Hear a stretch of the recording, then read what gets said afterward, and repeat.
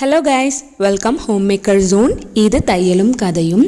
ரொம்ப நாளாக கேப்க்கு அப்புறமா நம்ம அகெயின் வந்திருக்கோம்.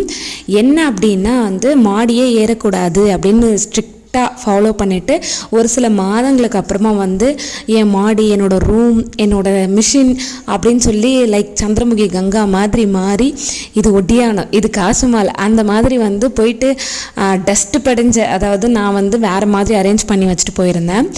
அதை க்ளீன் பண்ணுறன்ற பேரில் என்ன பண்ணிட்டாங்க அப்படின்னா ஒட்டு மொத்தத்தையும் ஒரே இடத்துல அள்ளி போட்டு குமிச்சிட்டு வந்துட்டாங்க. அது நான் இப்போ போய் பார்த்ததுக்கு அப்புறம் தான் தெரிஞ்சுது.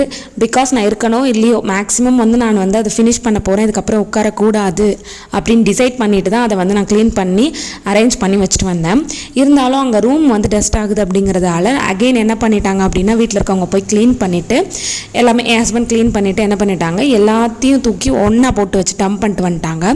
இப்போ என்ன அப்படின்னா அகெயின் ஆரி, அதாவது நான் ஸ்டிச்சிங் இன்னுமே ஸ்டிச்சிங்கில் உட்காரக்கூடாது. ஸோ ஆரியாவது ட்ரை பண்ணலாம், நம்மளது போட்டுக்கலாம். எப்படியும் ஸ்டிச் பண்ணும் போதும் சரி, ஆரி போடும் போதும் சரி, என்னோடதை நான் பண்ணிட்டதே கிடையாது. சரி அப்படியாவது பண்ணலான்னு சொல்லிட்டு போய் திங்ஸ் எடுத்துகிட்டு வரலாம். ஓரளவுக்கு மாடி ஏறலாம் இறங்கலாம். 6 மந்த் மேலே ஆயிடுச்சு.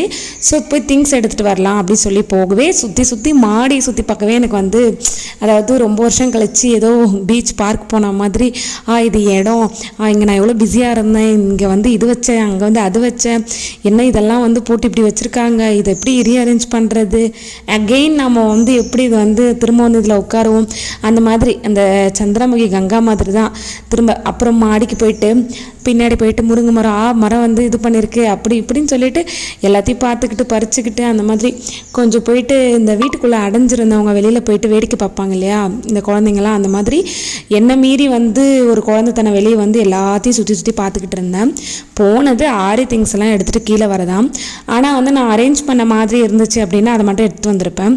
ஒரே டஸ்ட்டாக அதில் படிஞ்சிருந்தது. நான் அரேஞ்ச் பண்ணும்போது என்ன பண்ணியிருந்தேன் அப்படின்னா என் மிஷின் மேலே ஒரு சின்ன துணி போட்டு க்ளோஸ் பண்ணி வச்சுருந்தேன்.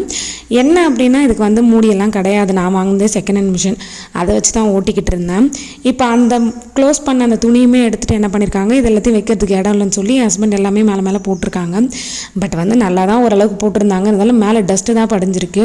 அதை போயிட்டு ஆரி திங்ஸை நான் ஒவ்வொன்றா கண்டுபிடிச்சி அந்த சமிக்கி அந்த ஸ்டோன்ஸு எல்லாத்தையும் பார்க்கும்போது அப்படியே ஒரு பிரகாசமான ஒரு ஹாப்பி, ஏதோ திரும்ப நான் அம்மா வீட்டுக்குள்ளே போன மாதிரி அந்த ஒரு ஃபீல் நல்லா இருந்துச்சு.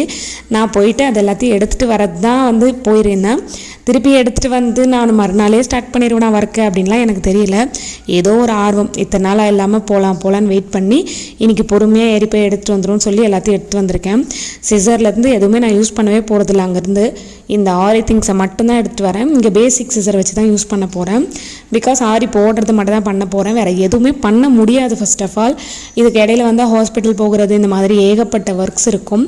ஸோ இதுக்கு இடையில நம்ம ஏன் சேனலில் கேப் விடணும் அப்படிங்கிறதுக்காக இதை பண்ணியிருந்தேன். இப்போது இந்த மாதிரி சிச்சுவேஷனில் நான் எல்லாத்தையும் புதுசாக பார்த்து எடுத்துகிட்டு ஹாப்பியாக வந்தேன். நீங்கள் கேப் விட்டுருக்கேன் அப்படின்னா, அதாவது ஸ்டிச்சிங் பண்ணிவிட்டு இந்த மாதிரி என்ன மாதிரி ஏதாவது ஒரு சுச்சுவேஷனில் கேப் விட்டுருக்கீங்க அப்படின்னா உங்களுக்கு இது நல்லாவே புரியும்.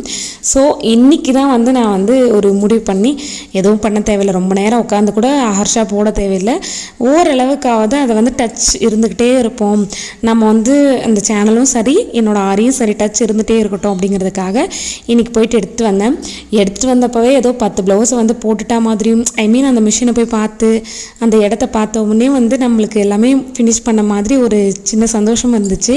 ஸோ அகெயின் நம்ம ஒரு 1 இயர்க்கு அப்புறமா அகெயின் நம்ம ரீஸ்டார்ட் பண்ண தான் போகிறோம். அது வரைக்கும் ஒரு மன நிம்மதிக்காக நான் இந்த ஆரியை கண்டினியூ பண்ணுறேன். இதுக்கப்புறம் நம்ம வீடியோஸை ஃபாலோ பண்ணிக்கோங்க. டெய்லி வீடியோஸ் வரும், கண்டிப்பாக வரும்.